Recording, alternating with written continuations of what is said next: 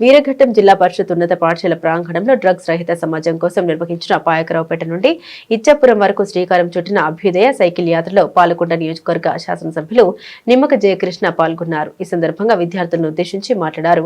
యువత డ్రగ్స్ వైపు మళ్లకుండా ఆరోగ్యకరమైన జీవన శైలిని పాటించాల్సిన అవసరాన్ని ఆయన వివరించారు.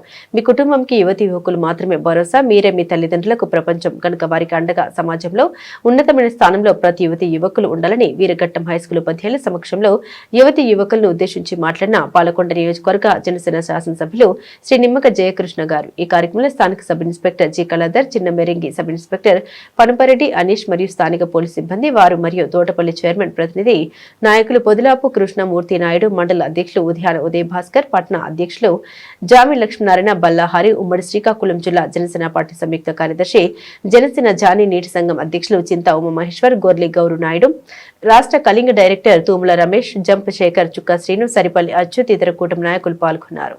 డ్రగ్స్ ప్రయత్నించడం కాదు, అవి వద్దని చెప్పగలగడం మాత్రమే.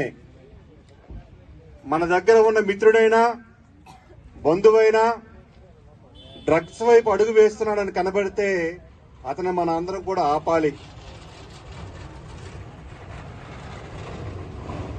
ఆ స్నేహితుడిని ప్రోత్సహించాలి, సరైన మార్గంలో నడిపించాలి.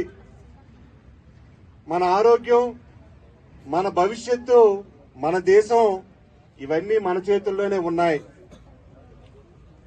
మత్తు పదార్థాలు మొదట చిన్న ఆసక్తిగా మొదలవుతాయి. ఒక్కసారి చేస్తే ఏమవుతుంది అనే ఆలోచనతో చాలా మంది మొదలు పెడతారు. కానీ అక్కడే ప్రమాదం మొదలవుతుంది. ఒకసారి అలవాటు పడితే శరీరం, మనస్సు, భవిష్యత్తు అన్ని క్రమంగా నాశనం అవుతాయి. డ్రగ్స్ వల్ల ఏమవుతుంది ఇవన్నీ కూడా పిల్లలందరూ కూడా తెలుసుకోవాలి. ఆలోచించే శక్తి తగ్గిపోతుంది, మనోధైర్యం నశిస్తుంది, ఆరోగ్యం బలహీనపడుతుంది, చదువు, కెరీర్ మీద దెబ్బ పడుతుంది, కుటుంబ సంబంధాలు తారుమారవుతాయి, చివరికి జీవితం చీకటిలోకి పడిపోతుంది. ఇవి మత్తు పదార్థాల వల్ల వస్తున్నటువంటి పరిణామాలు.